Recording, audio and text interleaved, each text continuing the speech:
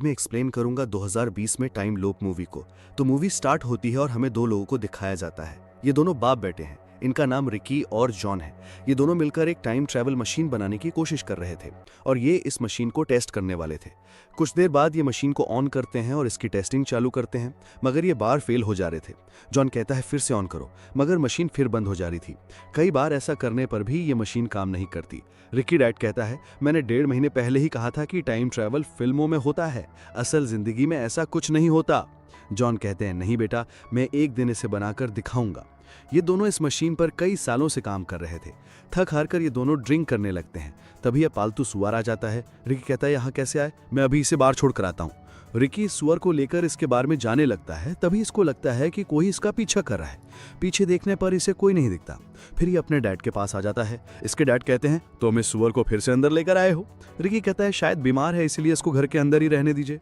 John कहता है मैं इस मशीन पर फिर से काम करने जा रहा हूँ, तुम जाकर इसके लिए दवा ले आओ।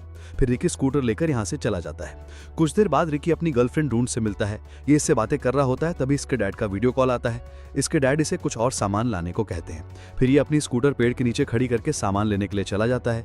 ये दुकान के बाहर की फोटो खींच लेता है। सामने एक लड़की इसे फोटो खींचते हुए देख लेती है। रिकी कहता है सॉरी, मैं सिर्फ दुकान की फोटो ले रहा था।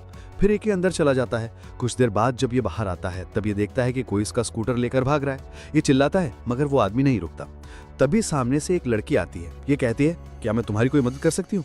रिकी कहता है क्या तुम रिपोर्टर हो। वो कहती है नहीं, मैं एक डॉक्टर हूँ और मैं तुम्हारे डैड को जानती हूँ, मैं उनके साथ काम कर चुकी हूँ, चलो मैं तुम्हें घर छोड़ देती हूँ।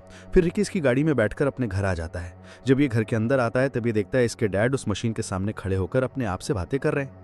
ये देखकर रिकी सोचता है कि मशीन काम न करने की वजह से इसके डैड पागल हो रहा है। अपने डैड को शांत करने की कोशिश करता है। तभी अचानक इसके डैड इसको मशीन के अंदर धक्का दे देते हैं। कुछ देर बाद रिकी को होश आता है। ये बाहर की तरफ आता है। बाहर से स्कूटर की आवाज आ रही थी। ऐसा लग रहा था जैसे स्कूटर लेकर कोई जा रहा हो। रिकी बाहर आता है। जॉन इसको देखकर चौंक जाता है। फिर जॉन कहता है बेटा तुम आराम से बैठो, मुझे तुमको कुछ बताना है। रिकी कहता आपने मुझे कल रात को धक्का क्यों दिया। जॉन कहता है मैंने तुम्हें धक्का दिया। रिकी कहता हाँ, उसके बाद मैं शायद बेहोश हो गया था। जॉन कहता बेटा अब जो मैं बात बताने वाला हूं उसे ध्यान से सुनना। बेटा तुम यहाँ टाइम ट्रैवल करके आए हो। रिकी हंसने लगता है। डैड मेरे साथ मजाक करना बंद करो। जॉन दिखाता है ये कोई मजाक नहीं है, ये बिल्कुल सच है। तुम एक दिन पीछे आ गए हो बेटा, इसका मतलब हमने मशीन को बना लिया है। रिकी को विश्वास नहीं हो रहा था। ये तुरंत अपने आप को फोन करता है। दूसरी तरफ रिकी फोन उठा लेता है। जॉन तुरंत इसका फोन ले लेता है। ये वही वीडियो कॉल होती है जो एक दिन पहले रिकी के पास आई थी।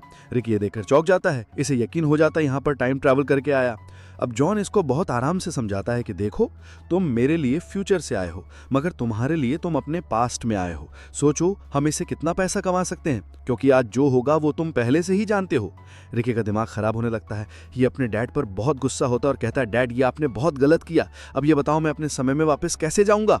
आपकी इस मशीन से मैं सिर्फ पीछे जा सकता हूँ, आगे नहीं, और मैं यहाँ पर भी नहीं रह सकता क्योंकि यहाँ पर पहले से एक व्यक्ति मौजूद है। अब इसके डैड इसको पूरा टाइम लूप के बारे में समझाते हैं और बताते हैं कि देखो कल जो भी हुआ तुम्हारे हिसाब से अगर आज भी हम बिल्कुल वैसा ही करें तो तुम यहाँ रह सकते हो, और यहाँ का रिकी जैसे ही वहाँ चला जाएगा हम उस मशीन को बंद कर देंगे, फिर सब ठीक हो जाएगा। रिकी कहता है अगर कुछ गड़बड़ हुई तो क्या होगा। जॉन कहता है कोई गड़बड़ नहीं होगी, बस तू उसके सामने मत आना।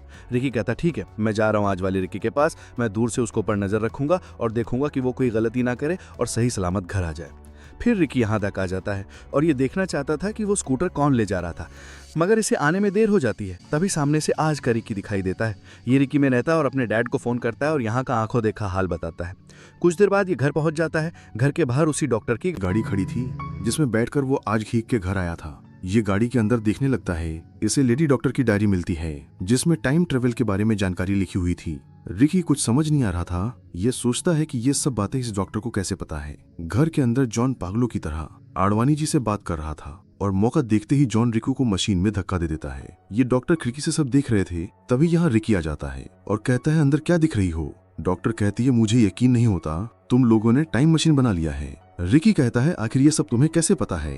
तभी कोई आदमी स्कूटर लेकर यहाँ आता है। जॉन कहता है तुम दोनों अंदर जाओ, मैं इसे देखता हूँ। ये हथियार लेकर उस दुकान वाले के पास जाता है। ये दोनों घर के अंदर आ जाते हैं। रिकी 3 पूछता है तुम्हें कैसे पता है ये सारी बातें। तो मुझे आज ही पता चली हैं। ऐसा लगता है कि ये बातें मैंने ही उनको बताया हो। आखिर ये कैसे हो सकता है। डॉक्टर कहती है अच्छा तो तुमने मेरी डायरी देख ली है। रिकी कहता है हाँ मैंने तुम्हारी डायरी देख ली है, अब बताने का कष्ट करोगी तुम कौन हो। तो वो कहती है मैं यहाँ तुम्हारी मदद के लिए आई हूँ, तुम्ही ने मुझे बुलाया था। और वो सब बातें जो डायरी में लिखी हैं वो सभी तुम्ही ने मुझे बताया है। रिकी कहता है ये नहीं हो सकता। तभी बाहर से इसके डैड की आवाज आती है। रिकी बाहर आता है और ये अपने डैड को छूने लगता है। तभी अचानक पीछे से इसके ऊपर कोई हमला कर देता है और यहीं पर गिरकर बेहोश हो जाता है। कुछ देर बाद इसे होश आता है। ये देखता है कि इसके डैड को ही डॉक्टर खाई में गिरा देती है। रिकी को बहुत गुस्सा आता है। ये डॉक्टर से पूछता है तुमने ऐसा क्यों किया। इतना कहकर रिकी टाइम मशीन की तरफ भागता है। डॉक्टर इसे मशीन इस्तेमाल करने से मना करती है, मगर रिकी यकीन नहीं मानता और ये मशीन इस्तेमाल कर लेता है क्योंकि इसके पास कोई और रास्ता नहीं था। अब ये फिर से एक दिन पीछे आ जाता है। यहाँ से शुरू होती है असली कंफ्यूजिंग। तो आज के दिन इस टाइम लाइन में 3 रिकी हो चुके हैं। नंबर 1 स्कूटर से दवा लेने जाएगा और नंबर 2 उसके पीछे जाएगा और ये नंबर 3। रिकी 2 के जले जाने के बाद ये अपने डैड के सामने आता है। जॉन रहता है ये क्या बेवकूफी है, तुम यहाँ क्यों आए हो। अब से हम रिकी को नंबर के हिसाब से बुलाएंगे ताकि आपको कोई कंफ्यूजन ना हो। ये कहता है ये सब आपकी वजह से हुआ है, अगर आपने शुरू न किया होता तो आज 3 रिकी होते। जॉन कहता है लेकिन तुम यहाँ आए क्यों। रिकी 1 बताता है कि आपकी जान बचाने आया हूँ। फिर रिकी अपने डैड को आज होने वाली सारी बातें बताता है और अपने कपड़े बदलकर रिकी 1 और 2 के पास जाता है, ये देखने के लिए कि वो दोनों कोई गलती ना करें। रिकी 3 सबसे पहले उस डॉक्टर से उस जगह पर जाकर मिलता है और इसे अपनी पूरी टाइम मशीन की कहानी बताता है कि डॉक्टर इसकी सारी बातें अपनी डायरी में लिखती है। थोड़ी देर में रिकी 1 का आने का टाइम हो जाता है तो रिकी 3 छुपकर देखने लगता है। रिकी 1 अपने स्कूटर को पेड़ के नीचे खड़ी करता है और दुकान की फोटो खींचता है। सब कुछ बिल्कुल वैसा ही हो रहा था जैसे कि कल हुआ था। कुछ देर बाद रिकी 1 का दुकान से बाहर आने का समय हो जाता है, मगर अभी भी इसका स्कूटर कोई नहीं ले जा रहा था। फिर टाइमलाइन सही से चले इसलिए रिकी 3 स्कूटर लेकर भाग जाता है और रिकी 1 पीछे से चिल्लाता है, मगर वो रिकी 3 को नहीं देख पाता। फिर वही लेडी डॉक्टर रिकी के पास आती है। अब फिर से वही सब होता है।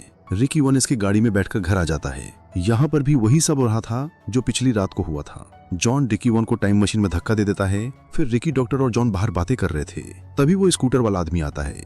ये आदमी कोई और नहीं बल्कि रिकी 3 होता है जो टाइमलाइन सही करने आया था। जॉन रिकी और डॉक्टर को घर के अंदर रहने को आता है और ये रिकी 3 के पास आ जाता है और कहता है कि आगे क्या करना है। रिकी 3 पूरी प्लानिंग समझाता है। फिर ये दोनों एक दीवार के पीछे छिप जाते हैं। तो रिकी 3 कहता है अब आप रिकी 2 को आवाज लगाओ, जब वो बाहर आए तब आप उसे चोट मारकर बेहोश कर देना। जॉन बिल्कुल ऐसा ही करता है। रिकी 2 जैसे ही बाहर आता है जॉन उसे चोट मारकर बेहोश कर देता है। अभी ये तीनों मिलकर एक घास का पुतला बनाते हैं। कुछ देर बाद जैसे ही रिकी 2 को होश आता है, लेडी डॉक्टर रिकी 2 के सामने ही उस पुतले को खाई में गिरा देती है। काफी अंधेरा होने के कारण रिकी 2 को सही से दिखाई नहीं देता। इससे लगता है कि डॉक्टर ने इसके डैड को खाई में गिरा दिया है। ये डॉक्टर पर बहुत गुस्सा होता है। जॉन और रिकी 3 छुपकर सब देख रहे थे और इंतजार कर रहे थे कि कब रिकी 2 टाइम मशीन की तरफ भागे। उसके जाते ही ये टाइम मशीन बंद करने वाले थे और ऐसा होता भी है। रिकी जो टाइम मशीन की तरफ भागता है। अब ये तीनों अंदर झांक कर देखते हैं, अंदर कोई नहीं था। इसका मतलब रिकी 2 यहाँ से जा चुका है। ये तीनों बहुत खुश होते हैं कि चलो आखिर ये सब खत्म हुआ। फिर ये इस मशीन को बंद करने जाते हैं ताकि कोई और रिकी यहाँ ना आ सके। ये जैसे इस मशीन को बंद करते हैं तभी अचानक यहाँ एक और रिकी आ जाता है। इन्हें मशीन बंद करने में देरी हो जाती है। रिकी 3 कहता है बैंड बज गई और इसी के साथ ही मूवी खत्म हो जाती है। दोस्तों इस मूवी में ये दिखाया गया है कि जब आप टाइम में पीछे जाकर किसी चीज को सही करने की कोशिश करते हैं तब वहाँ आपको पता चलता है कि ये सारी गड़बड़ आपने ही की थी। इसे मैं एक छोटी सी कहानी से समझाता हूँ। एक घर में चोरी हो जाती है। पुलिस चोर को पकड़ने के लिए टाइम में पीछे जाते हैं और वहीं पर छुपकर चोर का इंतजार करने लगते हैं। बहुत देर इंतजार करने के बाद भी कोई चोर नहीं आता। पुलिस कहते हैं कि कोई चोर आने वाला नहीं है, चलो हम ये सामान लेकर प्रेजेंट में चलते हैं। अब ये सामान लेकर टाइम मशीन से प्रेजेंट में आ जाते हैं। तब जाकर ये पता चलता है कि वो चोर कोई और नहीं बल्कि पुलिस ही है।